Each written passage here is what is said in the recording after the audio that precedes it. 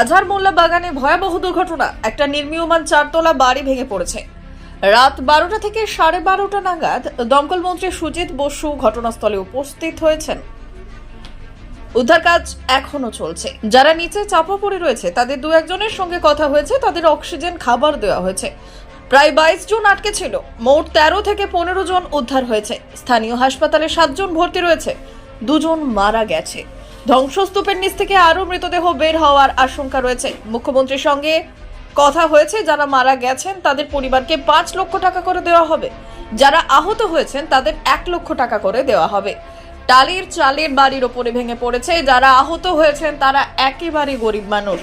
পুলিশকে বলা হয়েছে প্রমোটারকে গ্রেফতার করার জন্য। এটা বেআইনি বাড়ি হচ্ছিল, আইন অনুযায়ী ব্যবস্থা নেওয়া হবে। আজহার মোল্লা বাগানে ভয়াবহ দুর্ঘটনা। একটা নির্মীয়মান চারতলা বাড়ি ভেঙে পড়েছে। আমি মালদার থেকে ফেরার পরে রাত 12টায় খবর পেয়ে এখানে এসেছি। তারপরে আমাদের দমকল মন্ত্রী সুজিত বসু 12:30টার মধ্যে পৌঁছে আমরা সারা রাত্রি ছিলাম। রেস্কিউ অপারেশন চলছে, এখনও চলছে। প্রায় ট্র্যাপ হয়েছিল প্রায় 22 জন। এখনও পর্যন্ত যাদের বার করা হয়েছে তাদের মধ্যে এখানেই 7 জন ভর্তি আছে, 2 জন মারা গেছে এখনো পর্যন্ত। এখনও ডেব্রিজের তলায় খোঁজ চলছে। 2-4 জন এরকম আছে যাদের সাথে যারা উদ্ধার করছে বা যারা ওখানে রয়েছে তাদের সাথে কথা হচ্ছে। তাদের জল দেওয়া হয়েছে, অক্সিজেন দেওয়া হয়েছে।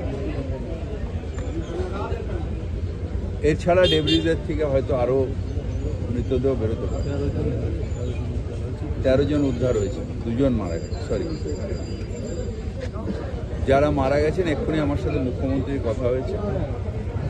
যারা মারা গেছেন তাদের 5 লাখ টাকা করে আমরা দেব ফ্যামিলিকে, আর যারা ইনজোর্ড তাদের 1 লাখ টাকা করে ফ্যামিলিকে দেব। আমরা সবাই এই যারা বাড়িটা হচ্ছিল পাশে পাশে যেগুলো খোলার বাড়ি ছিল, ছোটো ছোটো বাড়ি, টালি চাল, তার উপরে পড়েছে। ভিকটিম যারা তারা একেবারে গরিব মানুষ। আমি পুলিশকে বলেছি যে প্রমোটার তাকে ইমিডিয়েট অ্যারেস্ট করতে, আর আইনত যা ব্যবস্থা হবার নিশ্চিতভাবে হবে। কিন্তু কোনো টাকা কোনো আইন দিয়ে যাদের হারালাম তাদের আর পাবো না। সুতরাং তাদের পরিবারের পাশে আমরা আছি এবং অত্যন্ত বেদনাদায়ক একটা ঘটনা। সারা রাত্রি থেকেও আমরা বাঁচাতে পারলাম না। 2 জন এখনও আরও উদ্ধার কার্য চলছে। এরপরে আবার এখন আমরা আস্তে আস্তে করে করছি যাতে কেউ চ্যালেঞ্জ না জানে চাপা পড়ে, যাতে আর কেউ যে বেঁচে আছে সেও যাতে না মারা যায়, সেই জন্য রেস্কিউ করছে তারা আমরা করছি। এবং আশা করি যে হয়তো আর কেউ থাকবে না, কিন্তু ভেতরে কি আছে বাড়ির তলা মানে ওর তলায় কি আছে আমিও জানি না, কেউই জানে। আমরা এটা আস্তে আস্তে করে এগুলো তুলে তুলে দেখতে হবে। সেটা আমাদের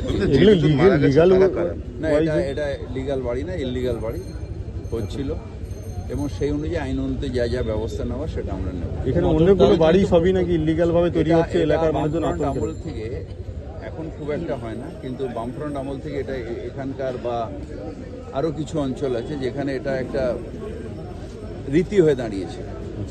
এখন আমরা ঠিকা টেনেন্সিকে অনেকটা হালকা করেছি।